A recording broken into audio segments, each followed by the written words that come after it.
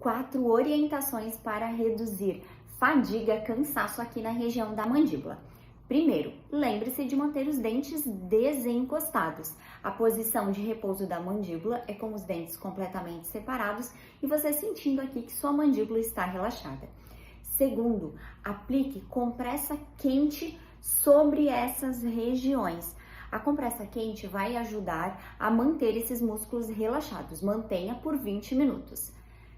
Terceiro, faça massagem em movimento circular de forma lenta e profunda, tanto aqui sobre os músculos da mandíbula, quanto sobre a região temporal. Nós também temos músculos da mastigação aqui.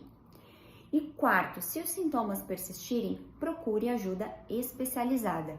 Esse sintoma tem tratamento e costuma responder muito bem.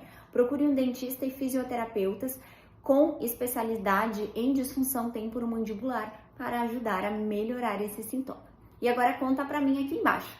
Você sente cansaço, fadiga aqui na região da mandíbula?